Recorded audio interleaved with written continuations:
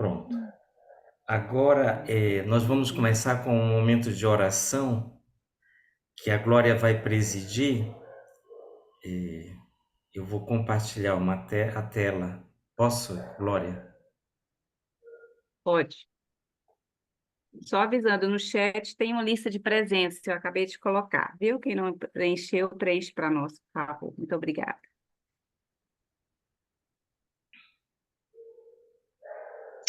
Então,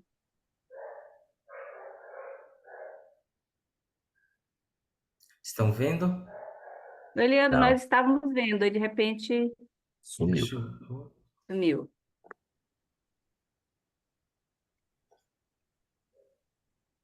Espera só um minuto.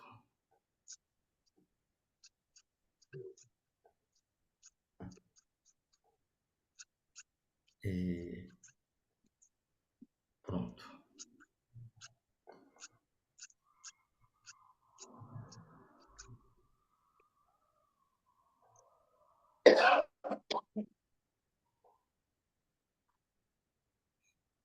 Obrigada. Então, a gente pensou em começar com a oração da campanha da Fraternidade 2025, porque tem tudo a ver com aquilo que nós vamos tratar hoje. Em nome do Pai, do Filho e do Espírito Santo. Amém. Amém. Ó Deus, nosso Pai, ao contemplar o trabalho de tuas mãos, viste que tudo era muito bom. O nosso pecado, porém, feriu a beleza de tua obra e experimentamos suas consequências. Por Jesus, teu Filho e nosso irmão, humildemente te pedimos, dá-nos a graça do sincero arrependimento e da conversão de nossas atitudes. Que o teu Espírito Santo reacenda em nós a consciência da missão que de ti recebemos, cultivar e guardar a criação, no cuidado e no respeito à vida. Faz de nós, ó Deus, promotores da solidariedade e da justiça. Enquanto peregrinos, habitamos e construímos nossa casa comum, na esperança de um dia sermos acolhidos na casa que preparaste para nós no céu. Amém. Amém. Nossa Senhora da Paz, rogai por Rogai por nós. nós. Que o Espírito Santo nos ilumine, ilumine o professor Telmo, que está aqui já entre nós, para que a gente tenha realmente uma noite muito frutuosa. Obrigada. Ok.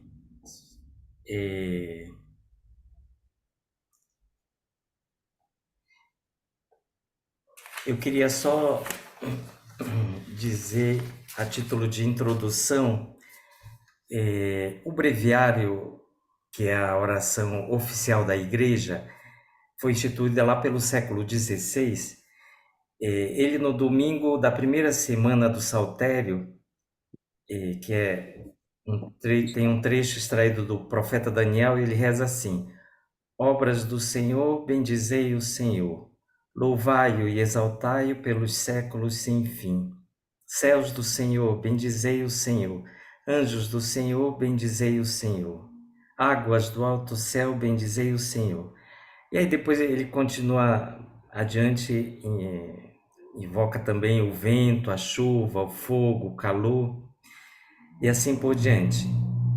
Ou seja, o conceito de que toda a criação está em função do louvor ao Senhor. Sim?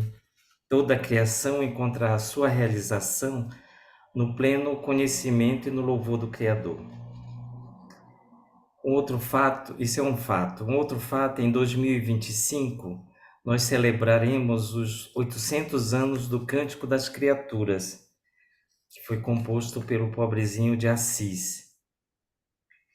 Eu ouvi uma vez contar de São Francisco que quando ele encontrava uma pedra no caminho dele, ele ficava comovido porque o mistério que fez todas as coisas preparava um meio para ele poder descansar, né? Aquela pedra representava o seu descanso. aquela simples pedra que estava na frente dele remetia para o seu relacionamento afetivo com Deus, né?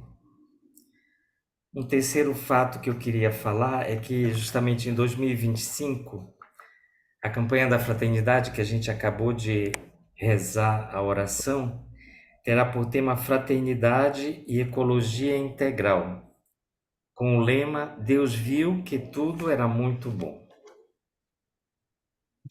Tudo isso para dizer que quando a igreja chama a atenção para a questão da ecologia, ela não faz isso por um modismo ou porque simplesmente quer tratar de questões ambientais, né? Mas para lembrar a todos que o planeta, a nossa casa comum, como salienta o Papa Francisco, é um dom que o Criador entregou aos homens e tornou os homens responsáveis por esse dom, né? Lembrem que no Gênesis Deus criou, colocou todos os animais na frente de Adão para que ele desse nome aos animais, né? E isso significa que o homem é um colaborador na obra de Deus, né? Para ajudar a aprofundar esse tema, nós convidamos para estar conosco esta noite o professor Telmo. Ele é da Universidade de Santa Catarina. Bem-vindo, professor. Obrigado, boa noite. Boa noite, é um prazer estar com vocês. É uma alegria poder estar aqui para falar sobre a obra da criação. Então, eu gostaria de convidar, gostaria de apresentar o professor Telmo. Ele é professor e doutor, com pós-doutorado em Sociologia da Religião pela Universidade da Beira Rio, Beira Interior, em Portugal. Ele é mestre em Antropologia Ibero-Americana pela Universidade de Salamanca, na Espanha. Ele é também especialista em Educação Socioambiental pela Universidade Federal de Santa Catarina, especialista em Psicologia da Educação pela Universidade do Rio de Janeiro e pedagogo pela Universidade do Estado de Santa Catarina. Atualmente é coordenador do capítulo do Movimento Internacional Laudato Si, capítulo de Santa Catarina. Professor, obrigado de coração por o senhor dedicar o seu tempo conosco e vou lhe dar a palavra que já roubei muito tempo. Nós tínhamos falado inicialmente de uns 30 minutos, mas eu acredito que o senhor possa se estender mais e deixamos um momento no final para pergunta, alguma pergunta que possa Que surgir, tá bom, bom? que bom. Fico feliz porque o tema é cativante, é importante e conversar com pessoas iluminadas é um prazer. Quero agradecer novamente a acolhida, né? Eu acho que é muito importante nós estarmos em família, né? Em família que discute, que reza junto, que trabalha junto. Falar desse tema, meu amigo Eliandro, você fez uma introdução muito legal, muito bonita, buscando em Francisco de Assis essa reflexão. Quem já esteve em Assis vai encontrar na caminhada, mesmo em Assis, uma escultura de São Francisco olhando para as rochas. E ali ele ficava, era o lugar que ele usava para descanso, como o Eliandro falou, né? E eu acho que é importante a gente estudar um pouco a história de Francisco, porque o nosso pontífice foi buscar em Francisco a inspiração para o seu pontificado. Isso tudo mostra que esse pontificado, por mais que as pessoas digam que é um pontificado de um papa comunista, enfim, esse slogan todo que colocam nas costas do Bergoglio, na verdade é um papa que buscou em Francisco três experiências. A experiência com o pobre, com aquele que é rejeitado pela sociedade, que está à margem da sociedade, né? Aquele que encontrou na natureza, né, o seu recanto, porque a gente vê muitos filmes de Francisco de Assis e olha tudo muito romântico, tudo muito hollywoodiano, né? Mas na verdade Francisco era um homem como qualquer outro que sofreu tudo aquilo que nós sofremos dentro da nossa psicologia, dentro da nossa vivência, que buscava sucesso, que buscava prazer, e Deus agiu na sua vida de forma muito maravilhosa. E também o encontro dele com a comunidade, com os irmãos, é o que nós estamos fazendo hoje aqui. Encontro. Eu sempre digo que a nossa fé ela tem que ser sustentada na oração, na ação, mas também no estudo. Nós temos que ser competentes quando anunciamos o reino de Deus, né? Ninguém dá o que não tem. Então, acho que esse espaço que vocês estão abrindo para a formação, ele é importantíssimo. Quanto à campanha da fraternidade, também gostaria de dizer que vai ser um momento único, apesar de termos já tantas campanhas da fraternidade tratando de assuntos ligados à questão ambiental, essa traz consigo uma maior profundidade, tendo em vista a crise planetária que nós estamos vivendo. Eu tive o prazer de ser o revisor dos documentos que vão ser apresentados a partir da semana que vem. Então, ano que vem, nós estaremos trabalhando em cima de um tema muito importante e muito caro para a humanidade.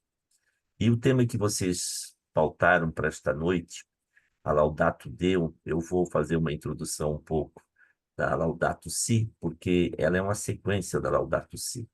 E é importante que a gente se situe, eu acredito que vocês já devem ter estudado bastante sobre a Laudato Si.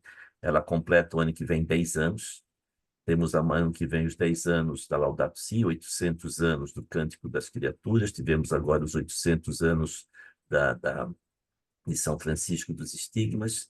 O ano que vem temos a questão da COP30, que é um dos temas que entra na Laudato Deum, né? Enfim, nós estamos aí com muitos eventos para o ano que vem, que vai fazer com que a igreja se torne mais viva e, quem sabe, recupere o seu profetismo, né? Nós estamos vivendo um momento de igreja sem profetismo, uma igreja muito clerical, uma igreja muito voltada para o altar, muito voltada, esquecendo que a igreja também se faz no meio do povo. Digo isso sem nenhuma conotação política, sem nenhuma conotação, mas uma conotação evangélica, né? Nós temos que estar junto da criação. E o Papa, quando fala em crise climática, ele não se refere mais só ao planeta Terra ou à questão ambiental, ele se refere à criação. E como o Eliandro também falou, quando Deus criou, no início da criação, no primeiro relato, ele dizia que tudo era bom, muito bom. Então, tudo espelha esse amor de Deus, né? E quando chegou na criação do homem, ele viu que era muito bom.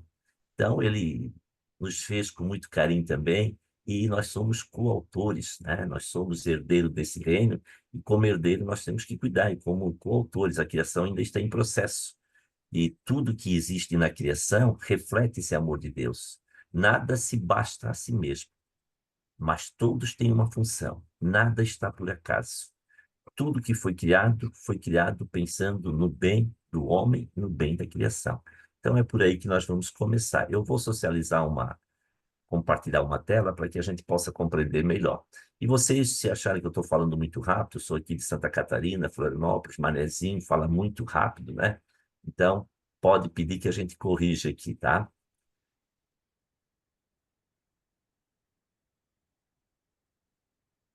Estão vendo? Todos estão vendo? Tá. Sim, é bem Então, visível. tá bom. Então, nós começamos com a Laudato Deum, que, na verdade, a Laudato Deum é uma sequência da Laudato Si, né? Na verdade, eu sempre digo nas minhas palestras, nas minhas conferências, que é um grito de indignação do Papa Francisco. E nós vamos entender por quê, né? Se nós... O Papa abre essa encíclica dizendo: não estamos reagindo o suficiente, estamos perto do ponto de ruptura. Essa frase do Papa Francisco, ela vai ao encontro do que a ciência está colocando. Muitos dizem, mas quem é esse Papa falando de ciência? Ele não é cientista, ele tem consciência disso, muita consciência. Ele é um pastor, um teólogo, mas, pela primeira vez, o Papa, ele caminha junto com a ciência. E o Eliandro colocava uma coisa para mim na fala, quando ele me ligou: o Papa não amanheceu um dia e disse o seguinte: vou fazer uma encíclica sobre o meio ambiente. Não. Se nós olharmos a encíclica em si, a Laudato Si, ela foi constituída, ela foi construída, ela foi trabalhada a partir dos sentimentos primeiro do Papa Francisco. O Papa Francisco não era um cara convertido ambientalmente. E quem diz isso é ele mesmo. Ele sofreu um processo de conversão a partir do encontro de Aparecida. Do Senã, encontro de Aparecida. Aí o Papa Francisco se deparou com muitos documentos da CNBB que só falavam em Amazônia, Amazônia. E ele disse: meu Deus, por que esse pessoal é tão chato que só fala de Amazônia? Né? E foi essas palavras mesmo dele. E ele foi procurar entender e compreender isso. E vai que, de repente, ele virou Papa.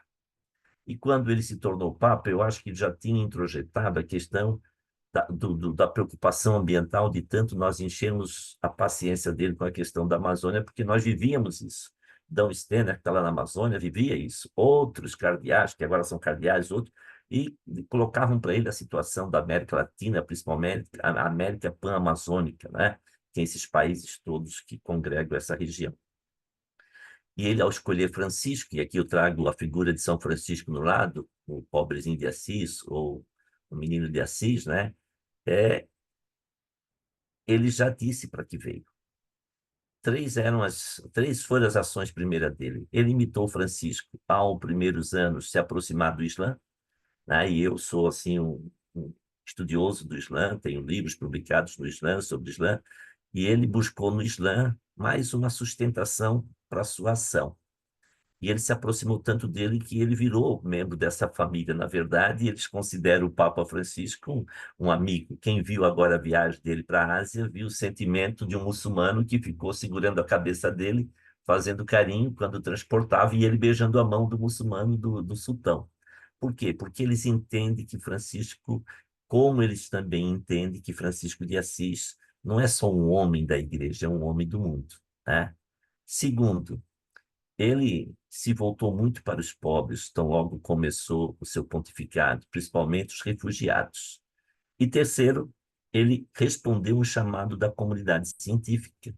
As universidades, os centros científicos estavam, como estão hoje, mais preocupados hoje, mas antes muito preocupados com o caminho que o planeta estava tomando. E ele recebeu a visita de muitas instituições. A Laudato Si foi construída a partir de mais de 200 documentos científicos. E essas entidades que encaminharam representam mais de 60 mil cientistas.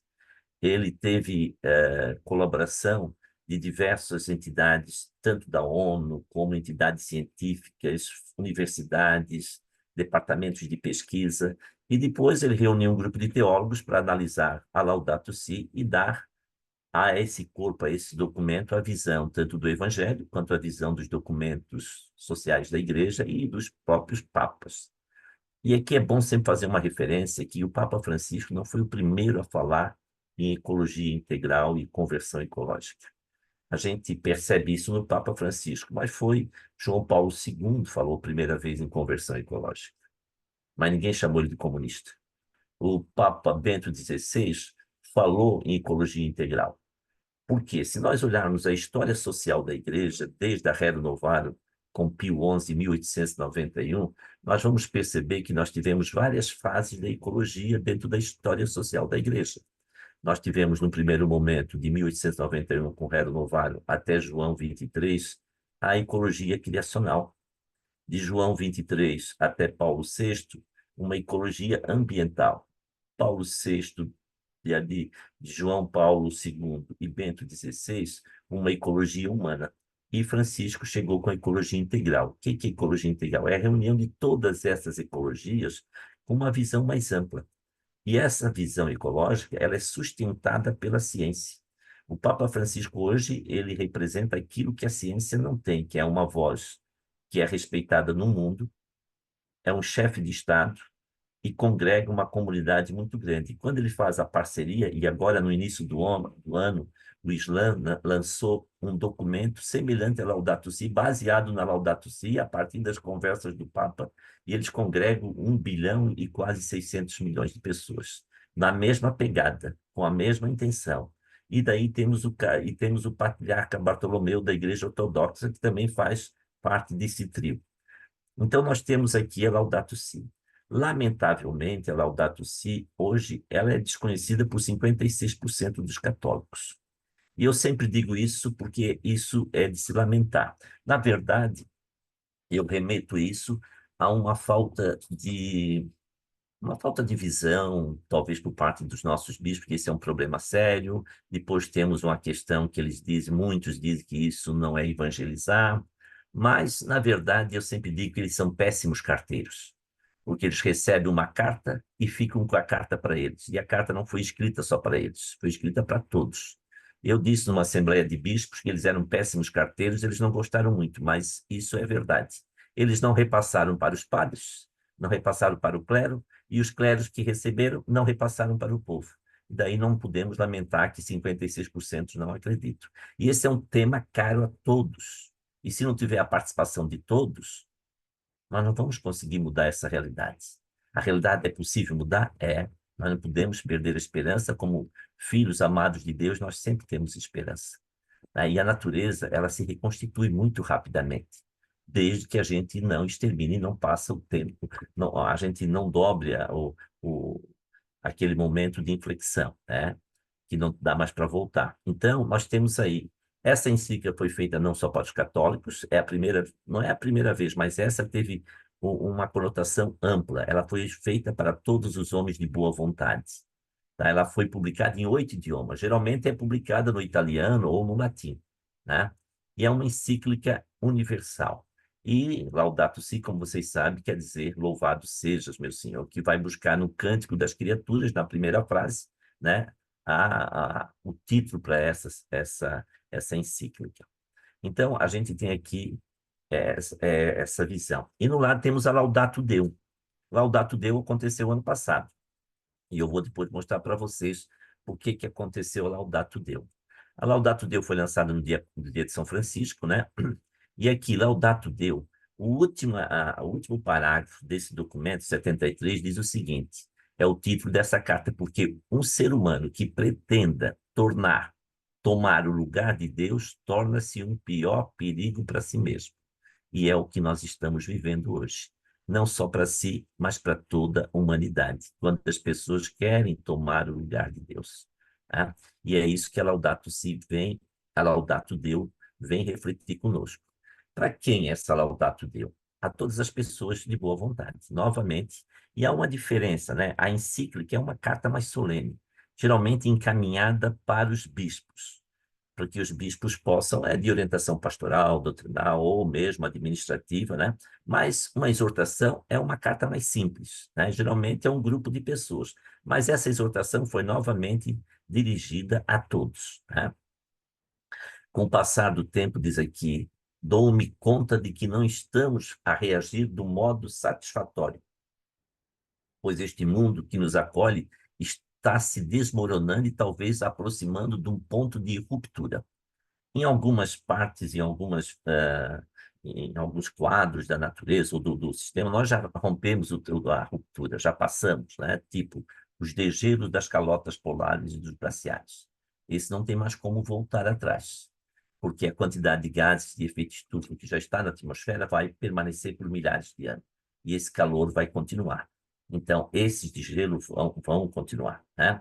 Independentemente dessa possibilidade, não há dúvida que o impacto da mudança climática prejudicará cada vez mais a vida de muitas famílias, pessoas e famílias. O livro, esse é um pequeno livro, um livreto, né? Ele está dividido em 6 capítulos, com uma introdução. A crise climática, um crescente paradigma tecnocrático, ele busca novamente, faz uma releitura da Laudato Si, acrescenta e amplia, né? As conferências, daí entra aqui nas conferências sobre o clima, progressos e falimentos, que se esperar da COP28, nós não vamos nem mais falar da COP28, nós vamos nos preocupar com a COP30 que vai ser no Brasil, porque hoje aconteceu uma reunião da COP29 para tratar do financiamento para os países pobres e foi um fracasso. Então, essas COPs estão sendo um verdadeiro fracasso. Nós estamos depositando na COP30, que vai ser no Pará, uma grande COP, né? Porque o mundo já vai até lá experienciar muitas mudanças que estão por vir nesse 1 ano e meio, né? Muitos eventos extremos. A introdução, eu pensei de cada capítulo de introdução a frase que norteia aquele espaço. Na introdução ele diz, já passaram 8 anos desde a publicação da carta encíclica Laudato Si. Quando quis partilhar com todos vós, irmãs e irmãos do nosso maltratado planeta, a minha profunda preocupação pelo cuidado da nossa casa comum. O Papa, ele tem muitas informações e ele deve sofrer uma angústia muito grande. Porque se nós que estamos aqui, eu que pesquiso muito e estudo, a gente já fica deprimido. Imagina alguém que tem a responsabilidade de fazer com que essas mensagens, essas notícias, cheguem a todos os recantos do mundo como um alerta para o cuidado da criação. E quando ele vê a própria igreja, né, a sua própria família interna, muitas rejeições, com muitas negacionismo, isso deve fazer com que ele sofra muito, né? Ele que fez essa viagem longa agora pela Ásia, ele percebeu e viu muito perto dele que nós estamos sofrendo, e que o planeta está sofrendo e que nós não temos conhecimento. Nós, aqui no Brasil, ainda, apesar de tudo, nós ainda estamos num local privilegiado. Basta nós olharmos um pouquinho para a África ou um pouquinho para a Ásia, para esses países, e mesmo para alguns países da América Latina, e nós vamos ver que a situação é catastrófica, né? E aí, no início do ano passado, o que forçou o Papa a lançar essa exortação foi esse alerta aqui, o recém-lançado, no início passado, o relatório síntese do IPCC, que é um painel intergovernamental para o clima da ONU. Esse IPCC, esse painel, congrega milhares de instituições e cientistas. E eles, para lançar um relatório, ele passa por várias revisões e leva um período de tempo muito grande, 3, 4 anos. E eles disseram, nesse relatório ano passado, somos a última geração que pode salvar o planeta. Não se trata mais de um alerta da comunidade científica para evitar uma possível tragédia. Trata-se do princípio mais básico, comum a qualquer ser vivo, sobrevivência. Ou mudamos a rota agora, ou o planeta se tornará hostil à espécie humana. Emergência climática significa emergência humanitária. Ações pelo clima se fazem necessárias e urgentes nesse momento. Esse alerta ele provocou certo burburinho em toda a comunidade científica, principalmente as que estão preocupadas, porque hoje também que é necessário a gente fazer uma ressalva, que mesmo as universidades nós temos cientistas e cientistas. E eu digo o pior negacionista é o cientista negacionista, né? Porque esses constroem uma oratória, né? Para justificar que nada disso é real. Tá? E esse alerta fez com que a ONU, o secretário da ONU, o português, que hoje é secretário, Guterres, ele disse o seguinte: nós estamos a um passo para viver o inferno na Terra, após esse relatório. Então, quando alguém da responsabilidade, que é o secretário da ONU, diz um negócio desse, todas as palavras dele são medidas, são calculadas, porque vai refletir, vai ter impacto no mundo inteiro. Então, ele não estava brincando. E o que nós estamos vendo hoje é isso mesmo, nós estamos vivendo um calor imenso, nós estamos vivendo a tragédia das inundações, das chuvas, o fogo, não só no Brasil. Quem está assistindo a TV portuguesa está vendo que Portugal está uma lástima. Ontem a Espanha teve que socorrer Portugal com seus aviões. Então nós estamos assim vivendo num mundo um momento muito preocupante, né? No primeiro capítulo, o Papa trata a crise climática global. E ele diz, a crise climática global. O Papa Francisco adverte que a mudança climática é inegável e seus efeitos estão se tornando cada vez mais evidentes, apesar de algumas tentativas de minimizá-los ou ridicularizá-los. Laudato Deus seja. Ele também lamenta que a principal causa desse problema seja a atividade humana e crescente. E acrescenta que, embora não seja mais possível reparar certos danos, e aqui ele já coloca a perda da biodiversidade, que é gritante, ele coloca a questão dos degelos, da perda de água potável, que ficam localizadas nos glaciares, nas montanhas, no gelo, e também o aumento do nível do mar, que muitos países, tanto da Ásia e da Oceania, já estão se tratando de ter que deslocar sua população. Nós temos Tuvalu, na Oceania, que é um arquipélago de 8 ilhas que já tem um tempo limite, já fez contrato, acordo com a Austrália, que vai transferir toda a sua população, porque está a 20 centímetros do nível do mar. E o mar está subindo a cada ano 2, 3 centímetros. Então, vai afundar a cidade, né? Temos várias. Né? As Maldivas, que são um complexo de 1.190 ilhas, nós temos mais de 200 ilhas habitadas. Lá é um paraíso cheio de resort, que vai todo mundo para lá passar as férias. Eles estão num processo já para desocupar, ou porque as ilhas vão afundar. Teve agora 15, 20 dias atrás uma grande conferência nessa região com a ONU para pensar como vamos fazer para que essas pessoas tenham locais para irem, para se deslocarem, porque Essa é uma realidade que não volta atrás, que não tem como parar, tá? Eu digo sempre, coloco aqui para vocês que essa crise, primeiro, a mudança climática ela é real.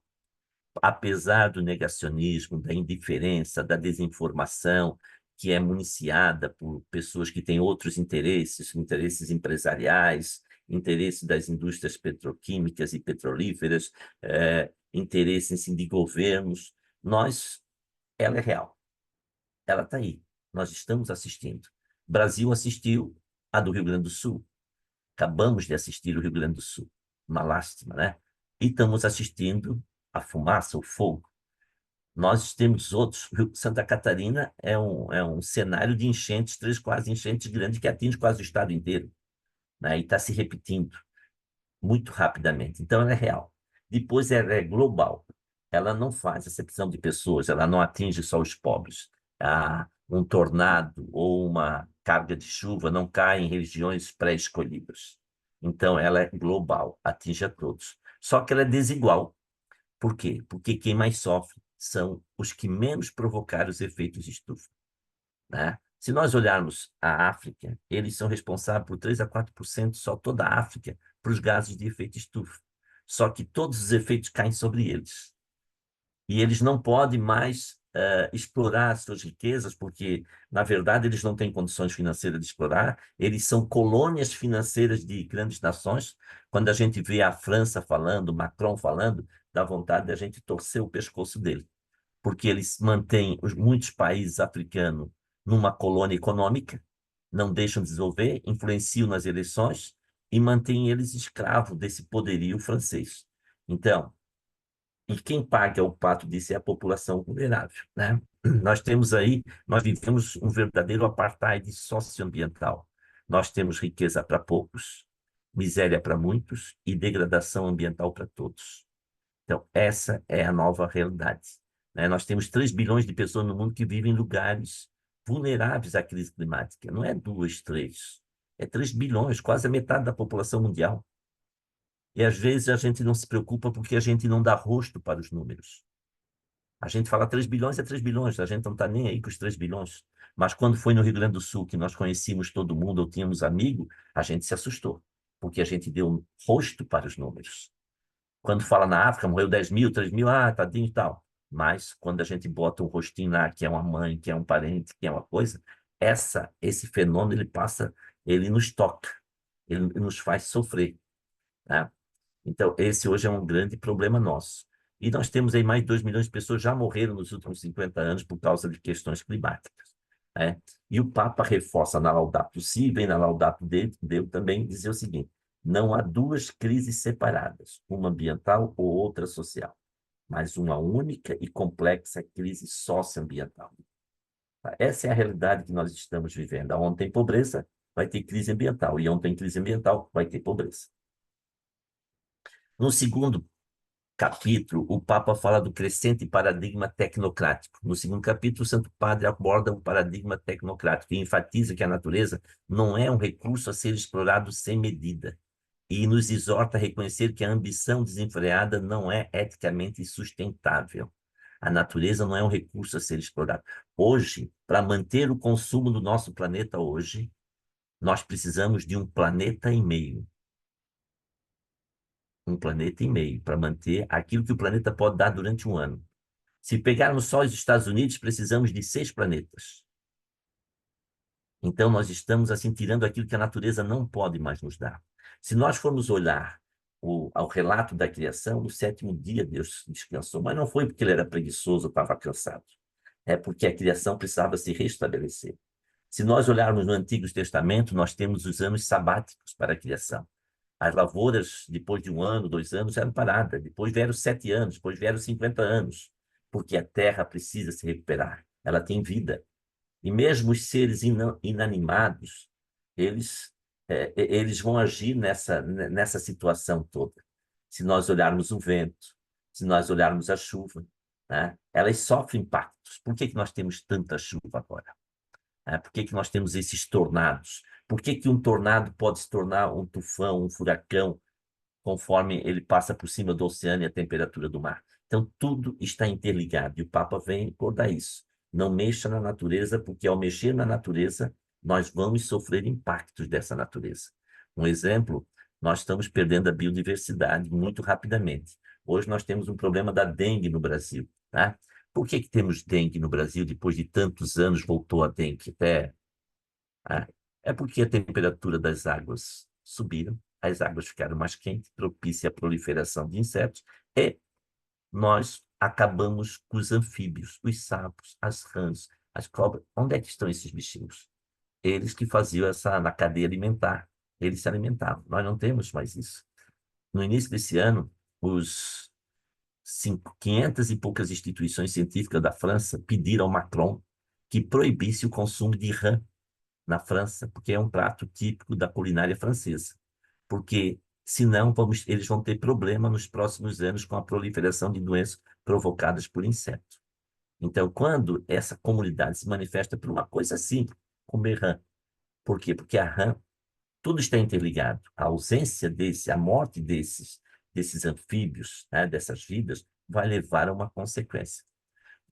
Uma outra questão. Ai, perdão, agora eu não sei como é que eu vou voltar aqui. Mas ali era o. Deixa eu ver aqui, anterior. Aqueles combustíveis fósseis. O homem continua, né? Vocês sabem que a COP 21 em 2015, quando o Papa influenciou positivamente com a Laudato Si, nós tínhamos um compromisso de diminuir em 5%, alguns países, a produção de petróleo. E o que que ocorreu? Por que que o Papa está tão indignado na Laudato Deo? Todos aumentaram. Todos aumentaram. E todos sabiam que teriam que diminuir para poder evitar essa catástrofe que nós estamos vivendo. A temperatura do planeta não poderia subir mais de 1,5 graus em relação ao que era na Revolução Industrial em 1860, era 14 graus. Vocês sabem quanto tempo o planeta teve tranquilamente com seus 14 graus? 125 mil anos. E o homem, 200 anos, fez subir 1,5 graus. Vocês vão dizer para mim, mas é só 10%. Mas, vou fazer uma analogia, o nosso corpo, a temperatura normal é 36,6, 5. Bota 10% a mais, é 3,5. Vai dar o quê? 40 graus. 40 graus nós vamos estar com febre. Febre, doentes, com convulsão. Bota 10% dos 14, nós vamos estar aí com 15, mais 1,5 graus. É o que nós estamos, o planeta está com febre. Aqueceu demais. O corpo humano não foi preparado para viver em regiões com a temperatura acima da sua temperatura normal de 36 graus. E o que se projeta para daqui a pouco, para todos nós, é temperatura de 38, 39, 40 graus. Como é que nós vamos viver? Em 2022 morreram na Europa 66 mil pessoas no verão da Europa por questões do aumento da temperatura. Doenças, mortes provocadas pelo aquecimento do corpo. Nos Estados Unidos foram 11 mil. Então, a temperatura, principalmente para os mais idosos e para as crianças, ela afeta de forma assustadora, né? E aqui, quem comanda essa exploração toda? 50 empresas, 57 são responsáveis por 80% das emissões globais de CO2. E o Brasil está entre aqueles que aumentou a produção. Nós não fizemos o dever de casa. Apesar de todo o discurso, apesar de toda a esperança que tivemos, nós continuamos dando um péssimo exemplo para o mundo. Nós ainda estamos com essa ideia de explorar os poços de petróleo da Foz da Amazônia. Isso é assustador quando a gente escuta isso. Como é que nós vamos receber uma COP se o nosso governo, o governo que acreditamos que era para ser diferente, né? Eu estive há 2 meses e meio com a Marina Silva e ela quase chorou. Ela disse, professor, eu não sei o que vou fazer. Eu tenho adversários dentro do próprio governo. Quer dizer, é uma coisa triste, gente, quando a gente se depara com essa situação. Então, a gente percebe que não muda só o rosto, mas se nós não mudarmos a essência do ser humano, se nós não levarmos as pessoas a uma conversão ecológica, nós não vamos mudar o destino da humanidade, né? No segundo capítulo também tem o crescente paradigma tecnocrático, ele fala os recursos naturais necessários para a tecnologia, como o lítio, o silício e tantos outros, não são certamente ilimitados, mas o problema maior é a ideologia que está na base de uma obsessão, aumentar para além de toda imaginação o poder do homem. para o qual a realidade não humana é um mero recurso a seu serviço. A natureza, para esses que detêm a tecnologia, é um recurso a ser explorado. Eles não estão aí preocupados se está perdendo. Basta olhar hoje, quando tu vê o poder na mão de umas pessoas. Aqui, eu quero dar um exemplo para vocês, eu trouxe, olha como nós exploramos. Em 2022, foi jogado no lixo 5,3 bilhões de celulares.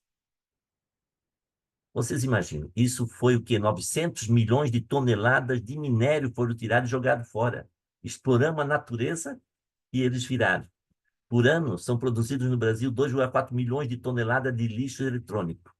Mas nós somos seduzidos, né, pelo consumo desenfreado. Nós somos, pela indústria, nós fomos transformados em coisas, nós fomos coisificados, né? E o que isso quer dizer? Todo mundo adora um Black Friday. Quando tem Black Friday, o que acontece? Todo mundo vai. O dia do consumidor no supermercado, gente. As pessoas nem precisam vão no supermercado porque são seduzidos por essa indústria. Os jovens são seduzidos pelos celulares, pelas máquinas, porque cada ano eles mudam. Um ano tem 2 câmeras, outro ano o celular vem com 3 câmeras, outro ano vem com 4. Isso não muda nada, eles nem usam essas câmeras. Mas é esse consumo, né? Essa coisa, a cultura do consumo, do descartável, do desperdício. Então, nós somos levados a fazer isso. A perda da biodiversidade. E o Papa fala, né, que essa exploração. Olha só o que nós temos. Quem viu o vagalume viu, quem não viu não vai ver mais. A claridade artificial está acabando e não vai permitir, porque está afetando os habitats dos vagalumes. Não se vê mais, é muito difícil, né? A questão das abelhas. As abelhas é uma coisa assustadora, né? Sem abelhas, 33% das espécies vegetais também pode morrer, né? E nós vamos perder quase 40% de toda a produção de alimento. E temos aí as queimadas. Então, nós estamos perdendo a biodiversidade. Aqui, ó, a criatividade e o poder da tecnologia, o paradigma tecnocrático que o Papa fala. Quem dos anos 60 a 70 não assistiu Jackson, né? E aí tem, não sei se vocês assistiram, mas eu assisti, mas todo mundo achava engraçado eles morarem num carro voador e tal. Aqui no lado está o carro voador. O Brasil agora está produzindo carros voadores para os Estados Unidos, e aquilo que era um sonho virou uma realidade. Mas o que acontece? De onde é que vão tirar os minérios, os produtos, as baterias? Né? Nós temos essa coisa da criatividade para poder usufruir, para ter mais, para mostrar mais, e a gente acaba esquecendo de ser, né?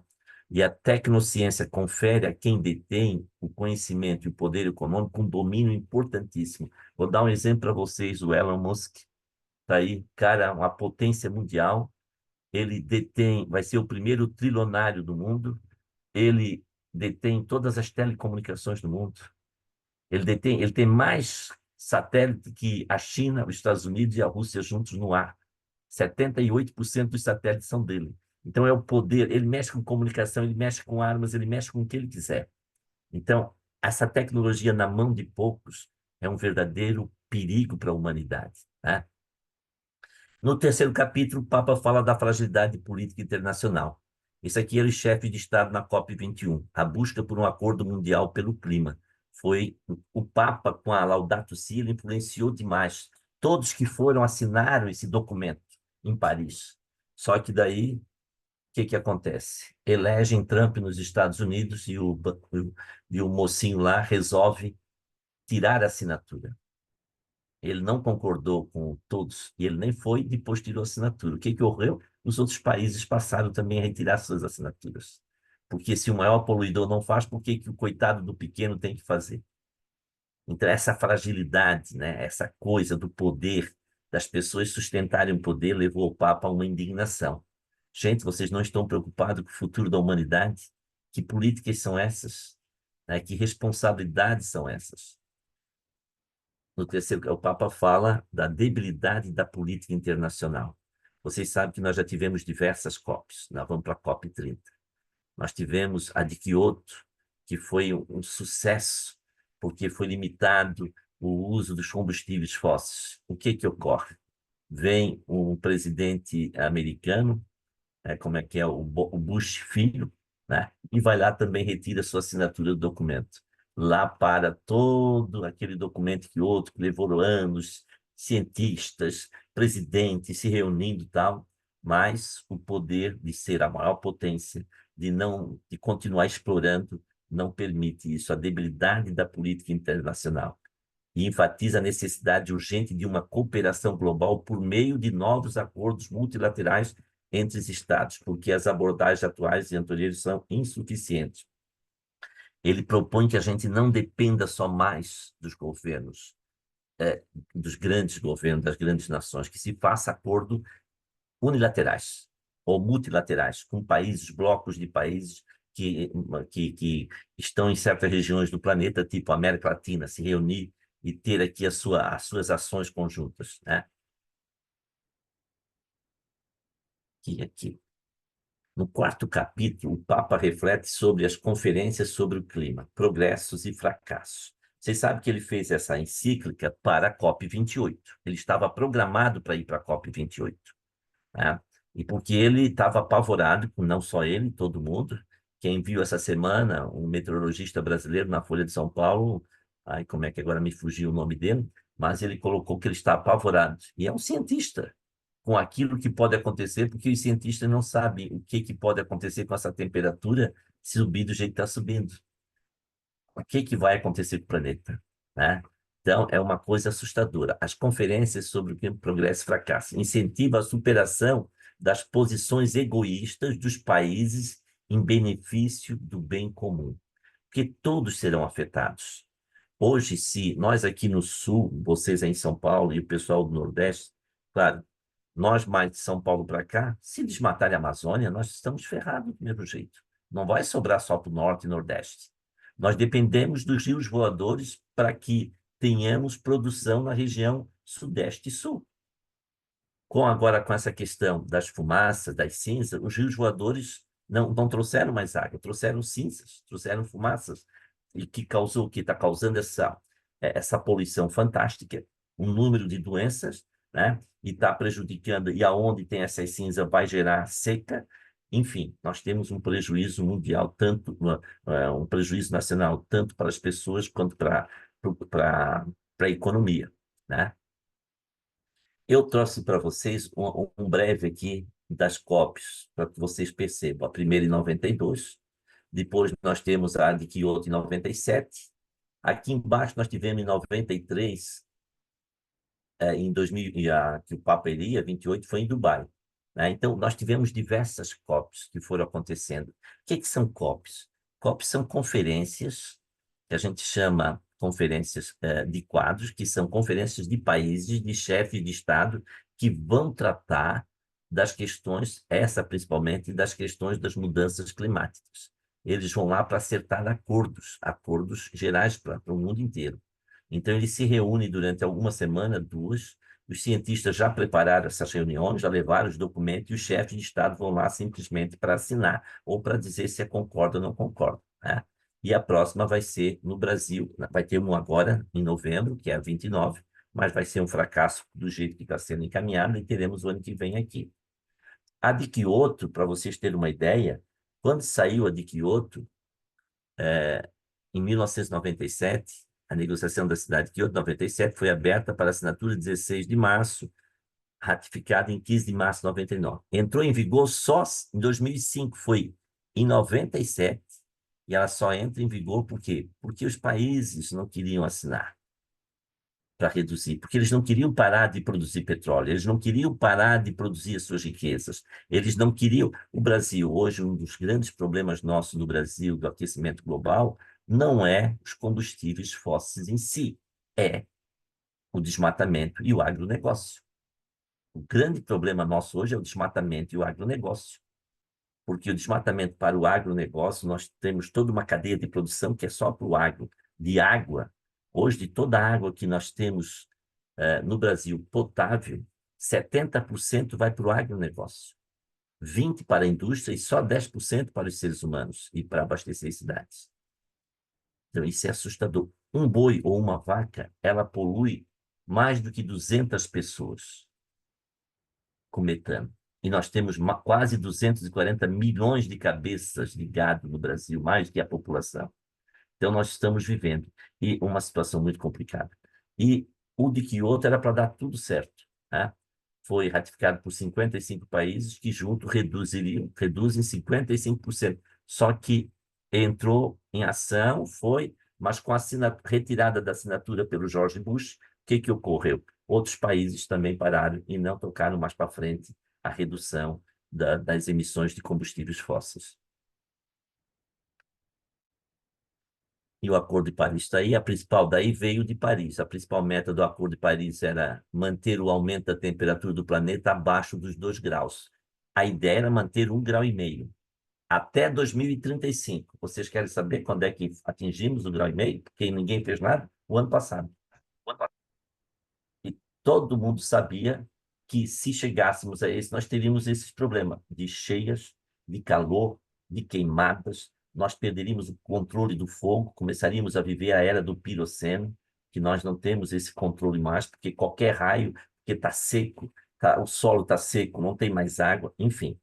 Nós sabíamos o que iria acontecer.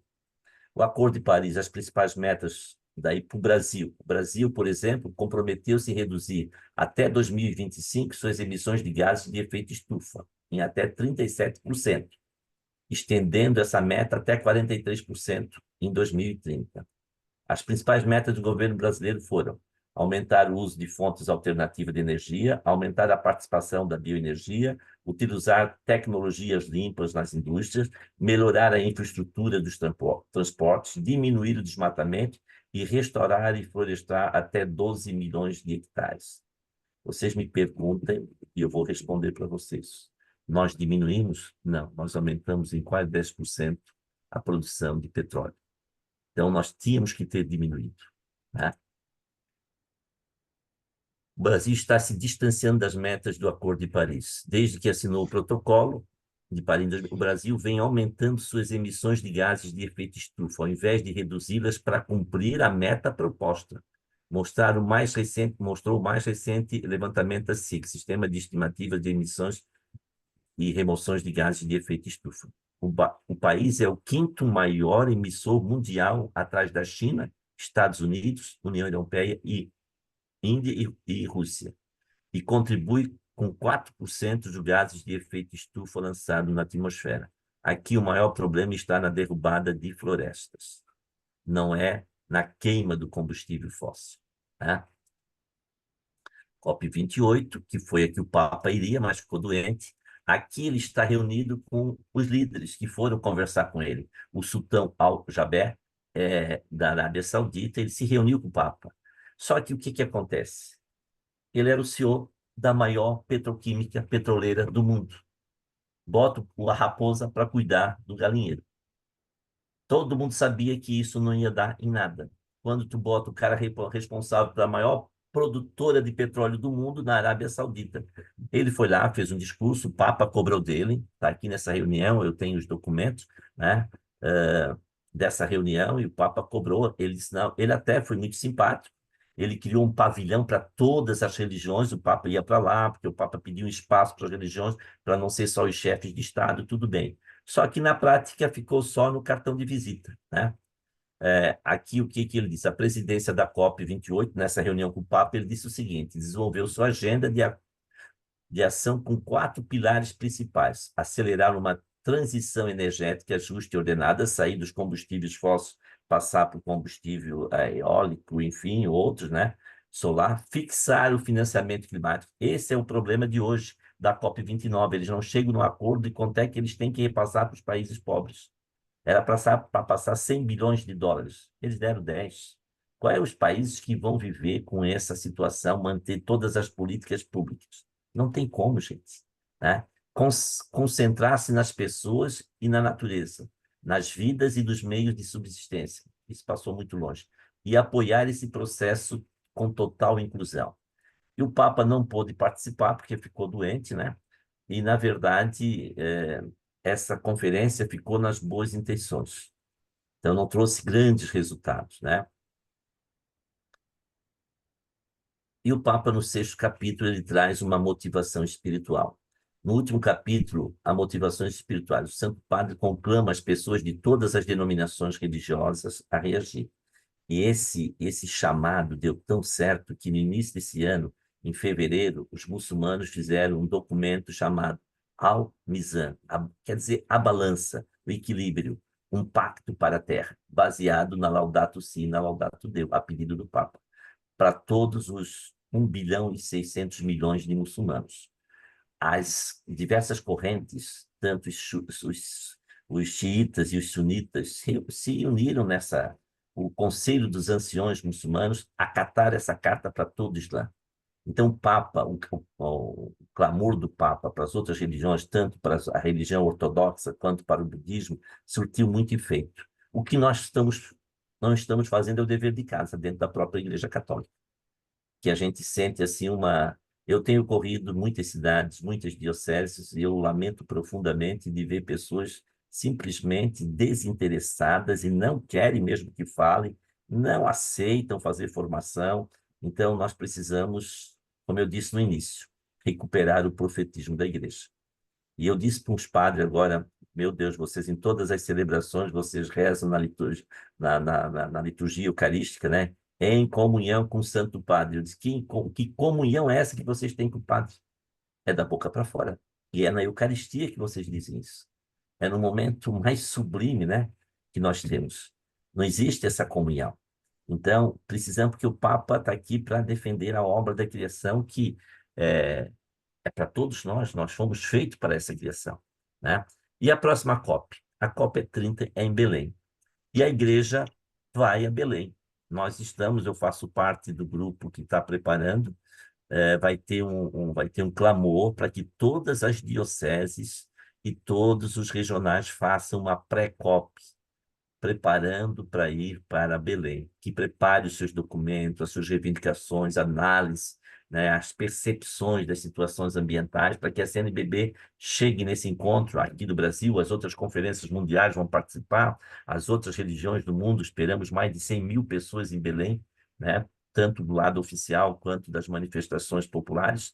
Então, vai ter, e o ano que vem a igreja vai fazer vigílias, romarias, a igreja vai se envolver muito nesse momento, né? E o Papa vem pedir que a gente faça uma articulação por uma ecologia integral e uma justiça climática. Ele pede que a gente se organize. E eu espero que as dioceses de vocês se organizem. Eu estou aqui à frente da diocese do Regional Sul 4, nós já planejamos para o ano que vem. Cada diocese vai fazer a sua pré-COP e no final teremos uma grande pré-COP da diocese do Regional Sul 4, Santa Catarina. Mas não pense que foi fácil. Eu estou desde o ano passado conversando, catequizando, não sei se posso usar isso, cada bispo, né? Sentando, explicando, pedindo, rezando, implorando, xingando, né? Mas a gente conseguiu fazer com que a Assembleia aceitasse fazermos essa caminhada, né? Porque hoje, não sei se vocês já leram, a CNBB lançou hoje uma carta a respeito das mudanças climáticas, que espero que vocês leiam, porque já é um grande passo a CNBB se manifestar. Nós não podemos ter amigos, eu sempre digo, não podemos ter políticos de estimação, gente. A gente tem que ser igreja, a gente não pode estar vinculado a esse ou aquele, nós temos que ser igreja, primeira coisa. Lutar pela criação. Pode ser nossos amigos, enfim, não tem essa. Né? Feriu a criação, está pecando contra a criação, nós temos que ser profetas. Para isso, no batismo, nós fomos... Alô? Estou terminando. A igreja, nós fomos batizados e no batismo nós recebemos isso, o dever, o direito de sermos profetas. Não é só para denunciar, mas é para anunciar uma vida nova, anunciar esperança. Paulo Freire tinha uma frase que é, ele pegou a esperança, que é esperar, e apresentou o esperançar. Esperançar o que que é? É estar a caminho, é levantar, é descruzar os braços. O tempo da criação agora fala em esperançar. Sair da sacristia, sair da igreja, ir ao encontro dos problemas, se fazer presente nas assembleias, brigar, porque lá é o lugar do rei. O lugar do padre é na igreja, mas no leigo é no meio da sociedade, né? É no meio da comunidade, é no seu trabalho. É aí que nós temos que articular, tá bom? E eu agradeço. Paz e bem a todos. Muito obrigado. Aqui tenho meus contatos, meu telefone. Se precisar, estou à disposição. E continuo à disposição de vocês para a gente discutir. Obrigado, tá?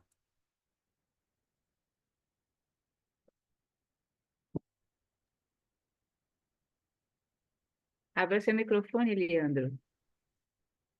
Desculpe. Obrigado, professor. Fiquei muito tocado com toda a sua fala, sobretudo porque se percebe que existem dois níveis de. Bom, primeira coisa, essa imagem belíssima que o senhor descreveu de que, no fundo, a criação ela é toda interligada. O sapo que come o inseto, que depois, se ele não é comido, ele faz mal ao homem. Enfim, tem toda uma. E, tem uma responsabilidade que compete aos dirigentes, né? Mas eu acho que também tem uma responsabilidade pessoal, individual, né? Quando o senhor falava da cultura do descartável, isso tem a ver com a pessoa, né?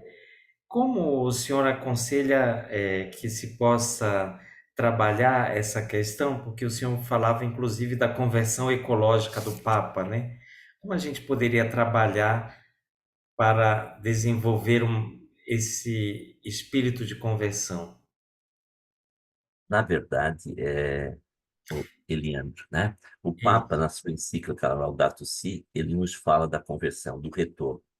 Ele não quer que a gente volte à Idade da Pedra, não quer que a gente volte para a Idade Média, mas nós temos que ter aquilo que os franciscanos é muito caro, a minoridade franciscana, a simplicidade do viver. Hoje é difícil tratar disso com os adultos. Eu aposto muito, eu fui professor, me aposentei agora na Universidade Federal, 40 anos, né, sendo 30 na universidade, eu apostava muito nos adolescentes e nas crianças. Por quê? Porque essas pessoas estão abertas para o novo. O adulto, esse processo de conversão, ele é muito difícil porque ele já está acostumado com aquele conforto, com aquele estilo de vida, e tu pedir para que essas pessoas deixem de comprar o carro do ano que é mais potente, aquilo para ele é um simbolismo de grandeza, de sucesso, né? Ah, eu sempre brinco com as mulheres quando eu vou dar palestra, e com os homens também, né? Sobre os sapatinhos. Quantos sapatinhos cada uma tem?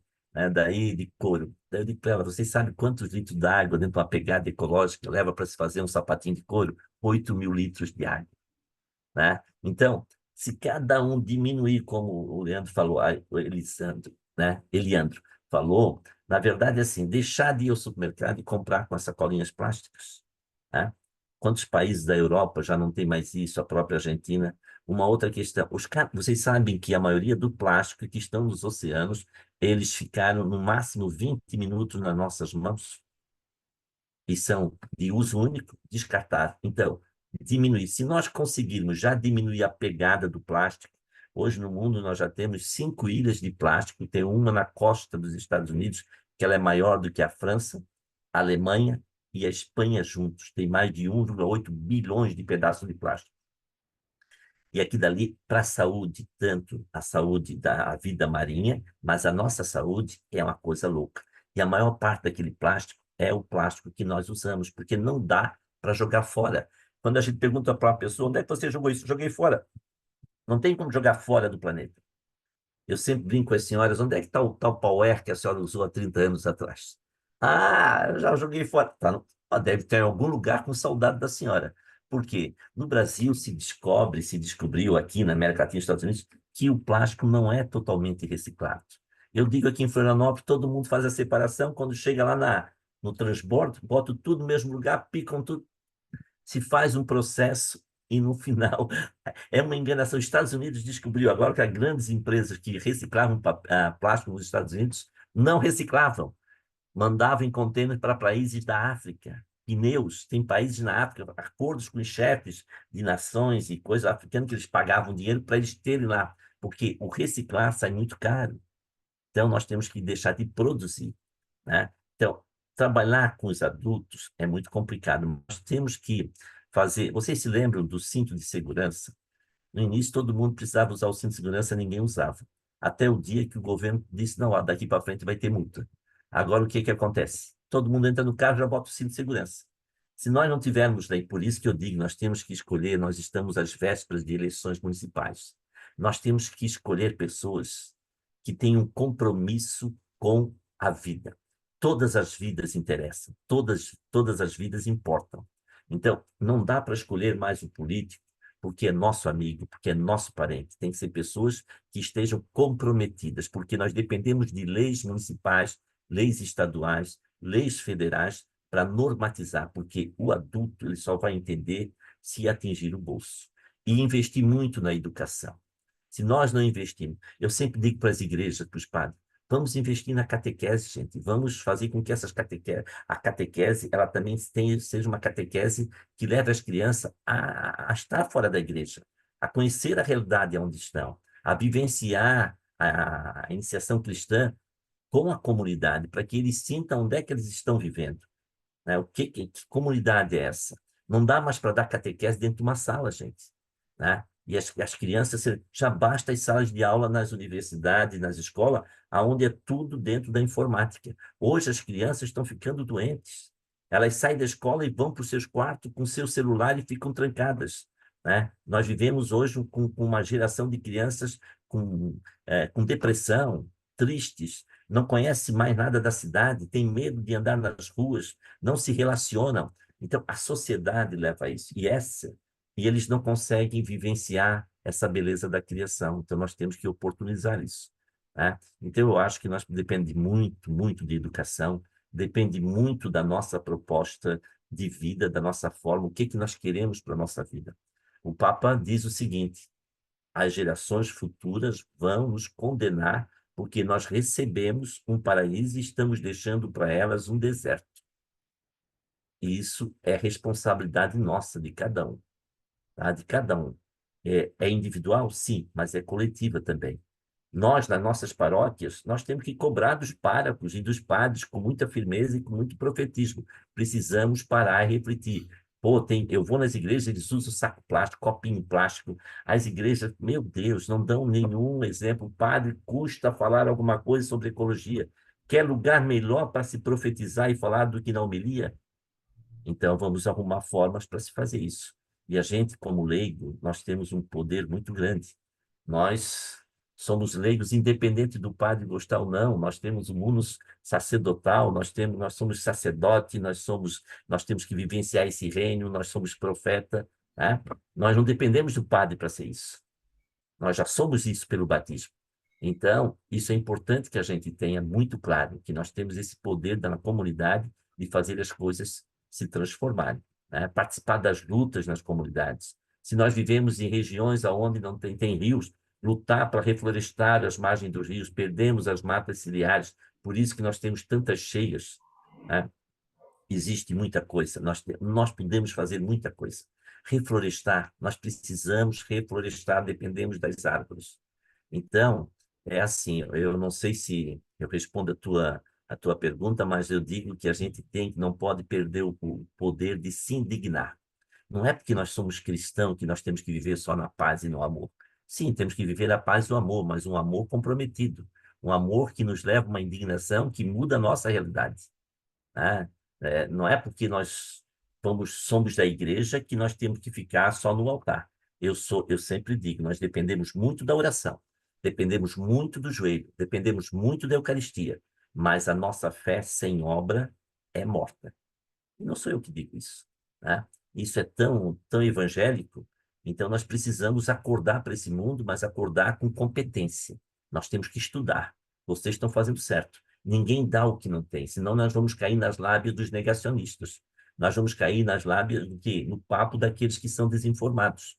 Nós não podemos mais nos deixar dominar por aqueles que querem destruir a criação. Falei demais, né? Não, não, não falou absolutamente. É, pessoal, quem quiser fazer alguma pergunta, alguma observação, bastaria ligar o microfone e começar a falar que a gente. Eu queria fazer só um comentário, Leandro, ao Peraí, Dr. Tel. João, deixa eu colocar você. Uhum.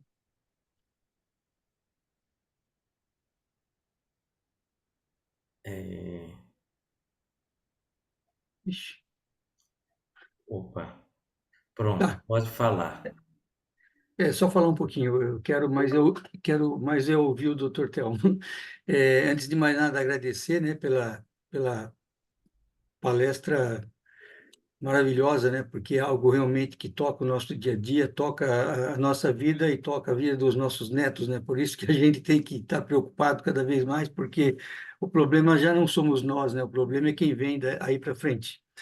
E eu queria só compartilhar um pouquinho quando nosso terceiro filho entrou para a escola logo ele era muito pequeno e ele um dia a gente caminhando aqui em volta de casa, a gente aqui onde a gente mora tem um pequeno lago, né? E ele começou a pegar papéis de sorvete, ele começou a pegar com a mão dele. E eu disse, João Paulo, não pode mexer, filho, é lixo, né? Vai sujar sua mão. Tá? Ele falou, pai, mas está tudo errado. Lá na escola a gente aprendeu que essas coisas não podiam estar jogadas aqui. E eu fiquei encantado e comecei a ajudar ele. Falei, então vamos lá, vamos pôr uma luva e vamos pegar o lixo, etc. e tal. E esse filho, ele cresceu assim. Ele tem essa consciência muito forte, porque ele aprendeu isso lá no primeiro contato que ele teve, alguma abençoada de uma professora, um É abençoado isso aí. professor, colocou isso no coração dele. E o senhor disse uma coisa assim, que no fundo é maravilhosa, ou seja, nós, por exemplo, na nossa catequese, na paróquia, que é o lugar onde a gente está mais perto das pessoas, é, eu já até anotei aqui para conversar com o meu pároco, né? Eu acho que é muito importante a catequese, por exemplo, ter um momento no ano em que todas as crianças da catequese, ao invés de ficarem cuidando daquilo que elas estão lá aprendendo a rezar ou coisa do tipo, elas serem organizadas na frente da igreja matriz e vai ser o dia em que nós vamos catar o lixo em volta da igreja. É Não, isso aí. não pelo fato de catar o lixo, mas de colocar no coraçãozinho dessas crianças esse sentimento de que nós somos responsáveis por tudo. Porque eu vou dizer para o senhor com toda sinceridade, eu fico doente, eu estou ficando doente, porque eu não consigo mais andar pela rua da cidade e ver tanta coisa jogada no chão que as pessoas simplesmente atiram, né, pela janela dos carros, né? Então, eu acho muito importante, vou levar essa ideia para a paróquia, na catequese dos pequenos e na catequese de crisma, que ainda, quando a gente consegue tocar no coração das pessoas e ainda mudar a cultura, porque no fundo, é uma falta de cultura, né? A pessoa não entendeu, né? E é muito triste, porque está ligado profundamente ao consumismo que vai matar a vida, porque realmente as pessoas só se preocupam com elas, né? São enganadas, né, pelos poderosos que insistem no consumo e estamos matando a terra por conta disso, de fato. Então, muito obrigado pelas palavras do senhor, que certamente deve ter tocado o coração de muita gente. Obrigado, João. João, eu fiz um trabalho agora com a infância missionária. Nós reunimos aí o pessoal da infância missionária e eu sugeri para eles que nós trabalhássemos com as criancinhas o plantio, que elas pegassem os latinhas descartáveis e começassem ao meio semente e elas acompanhassem o plantio das árvores. Assim. Cara, isso foi tão legal, porque depois as árvores cresceram, as coordenadoras levaram para as famílias e as famílias saíram para plantar. Aquilo Sim, marcou tanto na vida daquelas crianças. É um trabalho tão simples, né? Quando tu vais falar da criação, da catequese, não só fala, transforma isso num gesto concreto, vamos lá cuidar dela, é, né? O Papa cita, assim, porque a gente está muito voltado para a igreja. Teilhard de Chardin foi um padre jesuíta que o Papa cita na encíclica. Ele foi calado pela igreja em 1940, 50. Ele era um antropólogo, um paleontólogo, e ele vivia no deserto da China, a pesquisa da origem do homem. E era um padre jesuíta. E lá ele não tinha a Eucaristia, não tinha o vinho e o pão. E ele dizia que celebrava a Eucaristia no altar da terra, no cosmos. E agora os papas, tanto João Paulo II, Paulo VI e João 20, e o Bento XVI, eu digo que eles ressuscitaram, recuperaram. E o Papa cita nessa Laudato Si, Teilhard de Chardin, porque ele dizia que a Eucaristia tem que ser vivida, né? Tem que ser vivida não só na igreja, mas no cosmos, com a natureza, porque a natureza também vai estar conosco lá no final da nossa vida. Ela vai ressuscitar conosco. Não sim. somos só nós, toda a criação vai estar conosco. Então, Eu acho que viver a questão litúrgica, ela é importantíssima, mas ela tem que nos levar a atos concretos, né?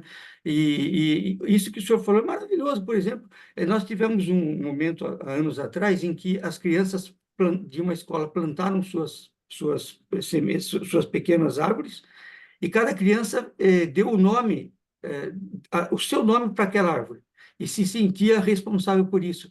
E depois nós vimos essas crianças cresceram, as árvores também cresceram e elas nunca esqueceram disso. ó, em Bocaina do Sul, nós sugerimos ao padre, toda criança que é batizada lá ganha uma árvore no dia do batismo. E Que os legal. pais levam, plantam e a criança acompanha esse crescimento dessa árvore junto com ela. Então, Uhum. são detalhes, né? São coisas mas que fazem a diferença. Marca a vida da criança, marca a vida do pai. Então, nós somos criativos. Nós temos a nossa capacidade, ela é muito grande para nós estarmos criando momentos, enfim. Eu só lamento muito assim, eu sou muito crítico nessa questão quando eu falo, e eu peço desculpa, né? Porque eu sinto que o clero, nós vivemos um clericalismo muito perigoso dentro da igreja, né? E isso me preocupa muito. Essa nova forma, esses novos grupos, esses novos padres que estão se ordenando. Eu tenho um irmão padre, né? Eu falo isso com muita propriedade, eu tenho um irmão padre, e eu também fui seminarista no início com os franciscanos, mas eu tenho muita preocupação, né? Nós trabalhamos muito, muito a questão da espiritualidade, eu acho que é importante, mas tem que ser uma espiritualidade comprometida, né? Nós não podemos mais estar apegados a roupas bonitas, ao plasma, a essas vestimentas, tudo isso me cheira o tempo da vovó, né? Antes do concílio. E nós temos que estar livres, né? Nós temos que estar igual ao povo. Senão nós não vamos ser igreja, nós não podemos exercer autoridade pela nossa roupa. Nós temos que exercer a nossa autoridade pelo nosso serviço, tá? E se tu te abre para a paróquia, se tu te abre para o povo, tu vai caminhar com ele como um igual. Eles não são diferentes da gente. Eles têm que dar o exemplo e, junto conosco, caminhar junto. E eu fico muito preocupado porque a nossa igreja está doente.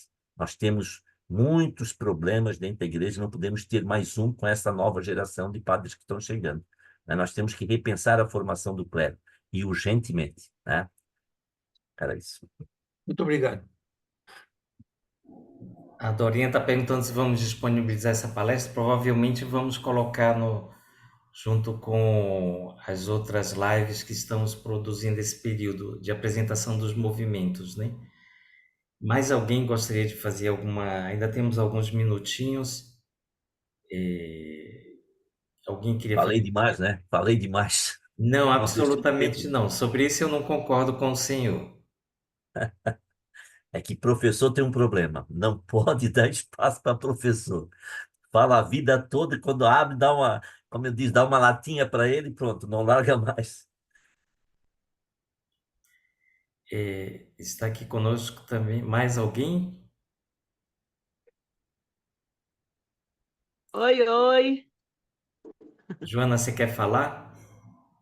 Quero sim, só um minutinho. O professor falou, eu também sou professora. E E bom, aí, quando um fala, o outro já fica somos querendo colegas pegar no o gancho. sofrimento. Isso. Um fala, o outro já fica querendo pegar o gancho. É isso Mas, aí. assim, eu queria falar bem rápido, sabe? É uma das experiências aqui que eu tenho com as minhas turmas. Eu sou professora de Ciências da Vida e da Natureza.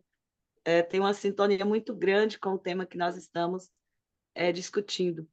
E eu procuro levar para as turmas essa grande preocupação, sabe? Eu trabalho muito.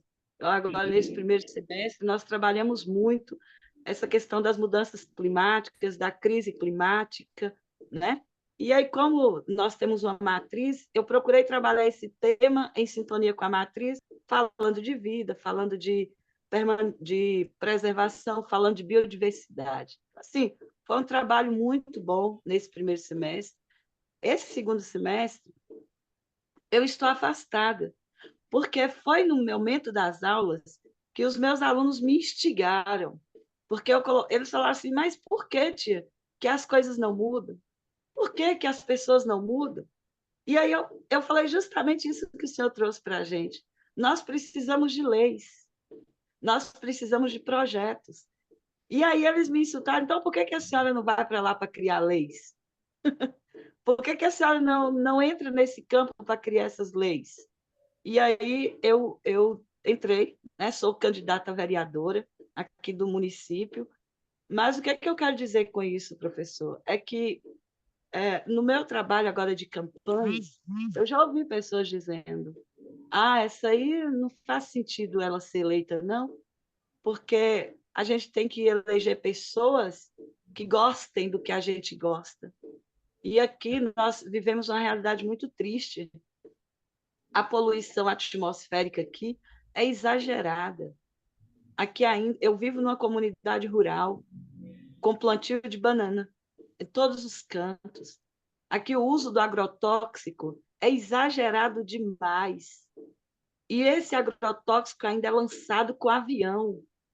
Então, assim, imagine um lugar tão pequeno, com avião batendo veneno na terra e no ar, com poços artesianos, um colado no outro, e com a barragem de contenção de água, para justamente manter esse projeto.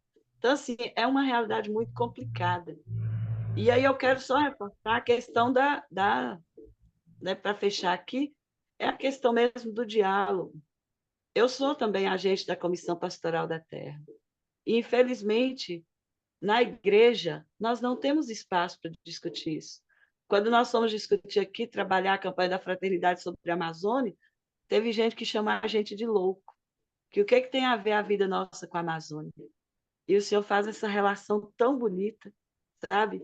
E que eu vou usar essa palestra. Eu quero que, quando ela chegar, eu quero compartilhar também. Porque falta muito conhecimento. Eu Muito passo para a senhora, obrigada. eu passo para a senhora e para quem quiser depois os slides que eu usei, fica bem à vontade, aqui é para ser publicado, divulgado, tá? Quer dizer que a senhora vai Muito ser uma arauta da Boa Nova. Não tenha medo. vou. Ser xingado é a nossa especialidade, tá?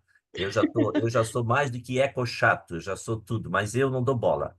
Ninguém disse para nós Verdade. que seria fácil. Se a gente lê o Evangelho, Jesus já dizia que não seria fácil. E eu gosto quando tem emoção. Então, é bom que não é fácil e com emoção. Isso dá sentido à vida.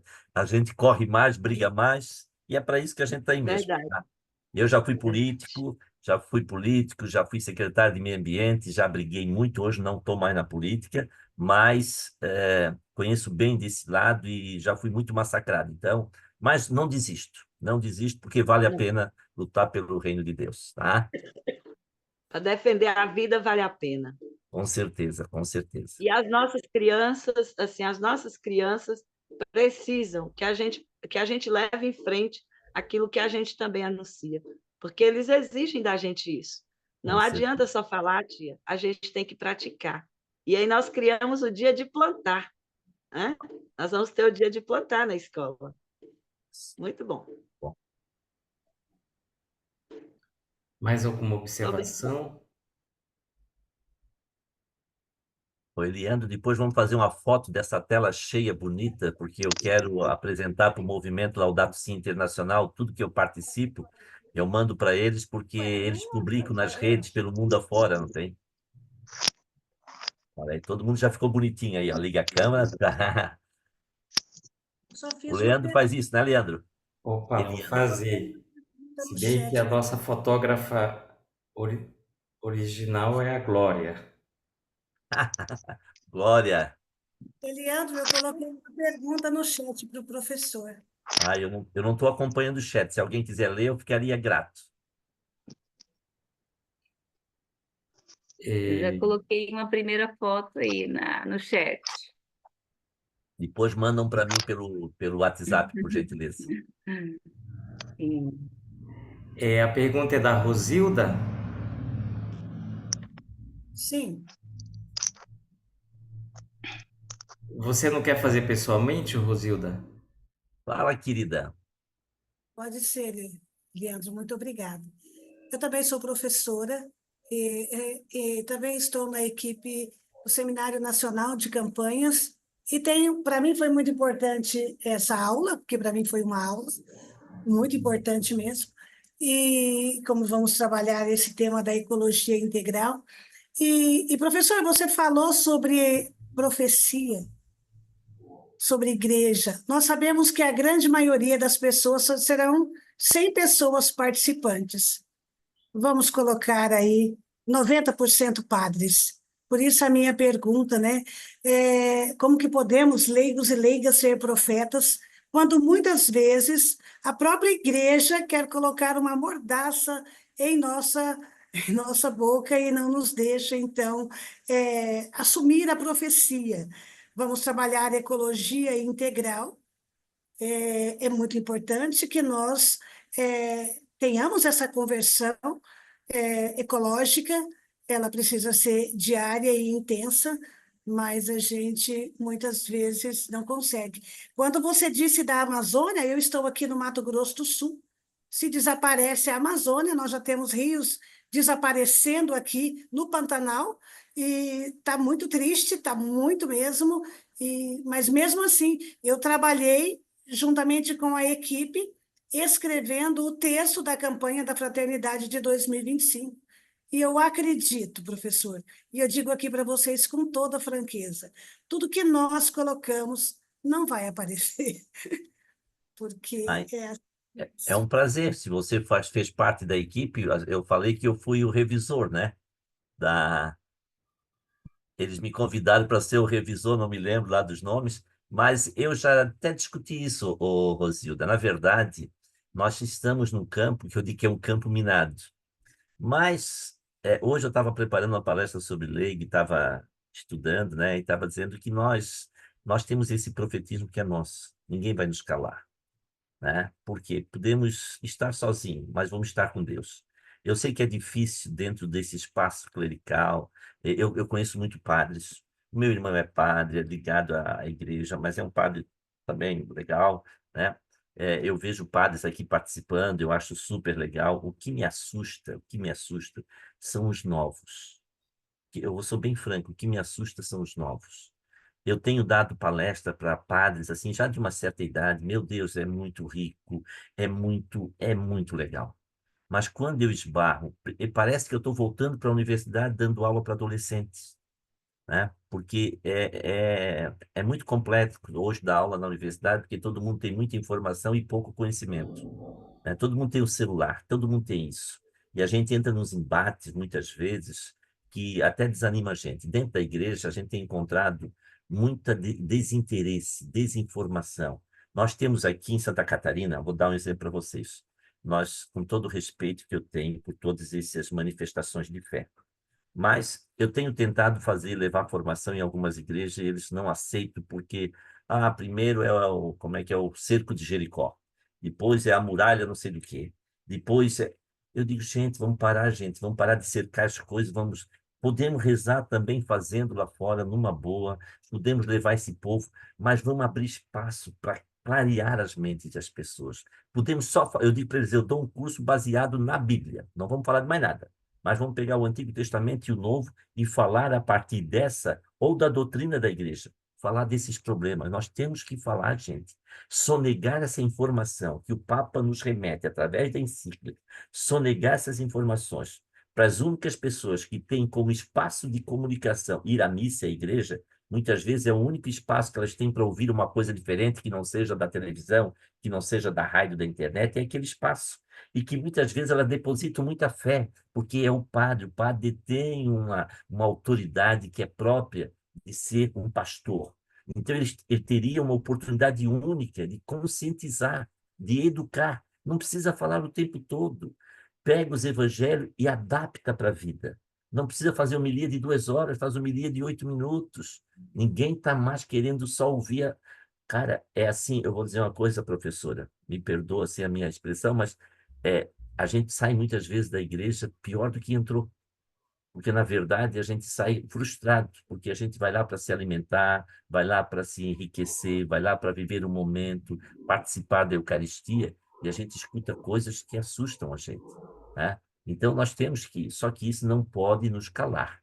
Eu vou estar nesse encontro em Brasília semana que vem, eu já tive em outros, e vou estar lá para falar também, né? Eu sei que o pessoal já me conhece, mas a gente não pode calar, nem que a gente fique sozinho, uma voz lá no deserto, né? Mas eu fico muito feliz, olha, de ver vocês todos aqui, é uma riqueza. Em primeiro lugar, eu sinto que há esperança, sabia? Quando eu vejo vocês todos assim, há esperança. Porque quem é que à noite, numa sexta-feira, para ficar discutindo? Só aqueles que acreditam realmente que existe esperança. Só aqueles que acreditam na criação.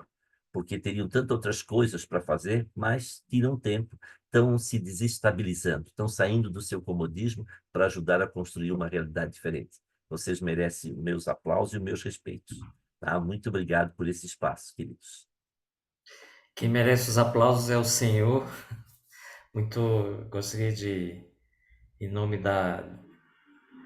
de toda a coordenação do Laicato, agradecer sinceramente de coração. Foi o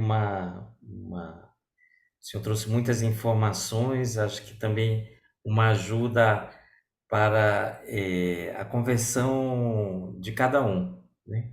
Para uma posição pessoal. Agora eu proponho que a gente, para encerrar, porque já deu, infelizmente, a nossa hora, a gente reze novamente o, a oração da campanha da fraternidade com a qual começamos. Glória, é com você. Oi, Leandro. Eu só gostaria de falar que o Dom José Mário, ele esteve na nossa conexão, né? Que ele é o bispo que é referencial do grupo de articulação, que promoveu essa live assim para os movimentos, para toda a igreja, para que as pessoas que quisessem participar. Ele esteve conosco, mas ele estava com problema de conexão e ele precisou sair. Ah, mas ele deixou para todos nós um grande abraço e uma bênção. Então, a gente pensou em terminar como nós começamos com aquela oração, né, da campanha da Fraternidade 2025, agora com uma nova consciência, depois dessa grande exposição, assim, grande e profunda exposição, né? Então, a gente reza todos juntos, agora também com essa nova consciência. E agradecendo, né, ao professor Telmo, a gente vai fazer todo o possível para a gente pediu para vocês colocarem, né, no chat, deixar os contatos e tudo, para a gente poder tentar disponibilizar esse material, né, porque foi realmente um material muito rico, e aí a gente consegue ser multiplicadores dessa boa nova, né, muitas vezes são notícias difíceis, mas que a gente tem que enfrentar e a gente só contribui quando a gente tem conhecimento. Então, acho que a gente cresceu muito hoje e a gente pode continuar contribuindo, né, para melhorar o nosso planeta. Então, pode compartilhar, Eliandro.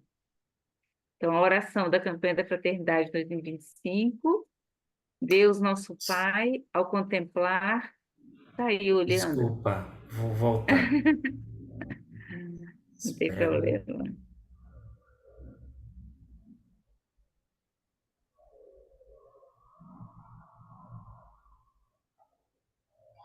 Pronto.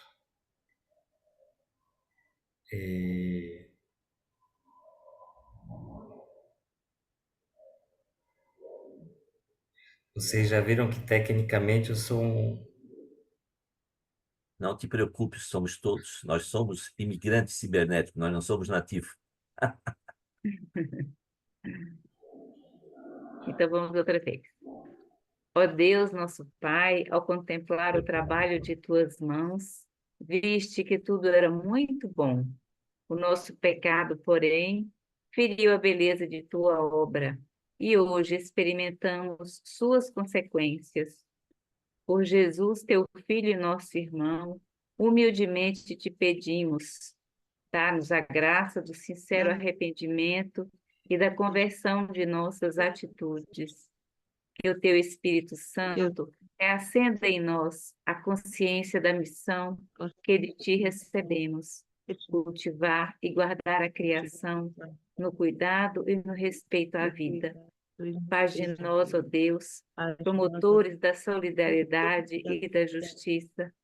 Enquanto peregrinos, habitamos e construímos nossa casa comum, na esperança de um dia sermos acolhidos na casa que preparaste para nós no céu. Amém. Em nome do Pai, do Filho, do Espírito Santo. Amém. Amém. Muito bem, obrigado a todos pela participação. A gente mantém o contato.